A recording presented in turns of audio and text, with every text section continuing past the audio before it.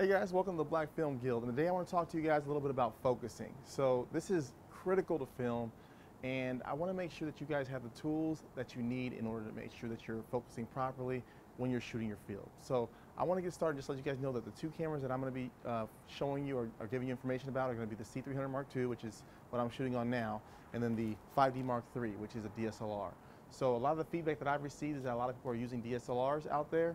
And so that's going to be the main focus, but I'm going to touch on a couple of things with the camera that I'm using right now. So first and foremost, I think it's really important that you shoot in manual mode pretty much all the time. In this case with the C300 Mark II, there's a bunch of different options that you have, such as they have like this kind of like following your face, your dual pixel autofocus, I think it's called, which allows it to follow your face at all times. But I never want to rely on something like that, especially when it's an important shoot. I would just go ahead and do the manual focus. I think that works great, but it does have that option for you.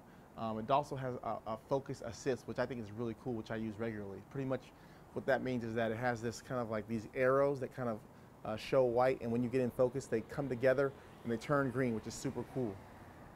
Some of the other cool features that the C300 Mark II has that most dedicated cinema cameras have are going to be features such as focus peaking, which is critical to making sure that you have focus. So with something like this, you don't get those options. So I'm going to go over a couple of things you can do in order to circumvent that problem, but focus peaking is super important. So now that I kind of got some of those things out of the way, I'm going to go ahead and focus on the DSLR. I'm going to spend most of my time there. So to begin, when you want to focus on your subject, and you want to do this as best practices when you manual focus as well, even on a larger cinema camera, is you want to make sure that you're in focus by zooming all the way in. So what you'll do is you're going to zoom all the way in on your subject, you're going to get your focus at that point, and then after you have your focus, then you're going to zoom out. So you're going to make sure your settings are all what you want to use. So if you want to use a shallow depth of field, you're going to do that. If you want to use a certain aperture, you're going to do you're going to do all those things, and then you're going to zoom in after you have all your settings, right? And then once you get the focus when you're zoomed in, then you can zoom back out. So in cases where you have a dedicated like cinema camera, you can zoom in, maybe with some controls on the camera. But with a DSLR, they don't have those kind of features. Normally, you're going to have to either zoom in with the lens, or within this case, that you can punch it in. And I'm going to go ahead and show you that right now.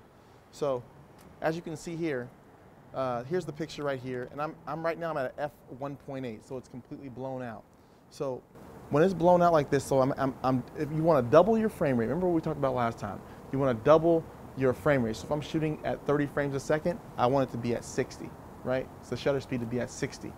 And so you see how it's blown out when I'm at 60? So I'm doubling my frame rate and it's blown out. So what you do in this case is that you put on some kind of ND filter. You screw it on the front of the lens in the case of a DSLR.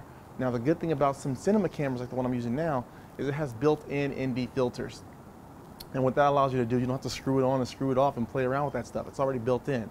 So it saves you a ton of time. But in this case, if you're using DSLR, that's what you're going to do. You're going to have to screw in the ND filters. For the sake of time, I'm just going to go ahead and change my, my f-stop to something more manageable. So I'm just going to go ahead and crank it down to about 6.3, 7.0. And so from this point, what I want to do, remember we talked about punching in. Now I'm going to go ahead and punch it in. Let's say, for example, I have all the settings that I want. This is the shot that I want. So now I'm going to go ahead and punch in, and I think it's right here, I think. Is it? It is. So I'm going to punch in times 5. I'm going to punch in times 10. Make sure that I'm in manual mode, right? Make sure I'm in manual mode. Get my focus in right there. Looks good. And now I'm going to zoom out. And so what that's going to do is going to make sure that my focus is critical. Now, it might not be perfect, and so this is where I'm going to recommend something else for you guys. I'm going to recommend that you get an actual external monitor. There's a ton of good external monitors out there. For example, I used to use an Atomos Ninja when I had a C300 or C100 Mark II, and it worked great because it had some of those features that you might want, such as zebras, which is for your highlights. But it had what we're talking about now. It's focused. It had the focus peaking, and what that's going to do is it's pretty much going to make, like, around the subject that's in focus, you're going to see like a halo or some kind of color that lets you know that that's what's in focus. So that's what you're going to use, that's what you're going to really need. So you're going to need some of those tools. Remember the tools that I talked about in this video, and make sure you go out and get those. But if you see right now, the focus is critical, right? The focus is on point. I zoomed in, I got my focus, and then I zoomed out. Remember to be in manual mode, and if you need to, get your other features such as your external recorder. So I hope that those tips helped you with focusing. Please let me know if there's anything that I missed or that you think I should add to that to focusing. And remember that this is DSLR, for DSLR, which most of you guys tell me that you're using. That's how you're going to get your focus. So hopefully that helped you guys out. Remember to like and subscribe, and I'll see you guys again here next time.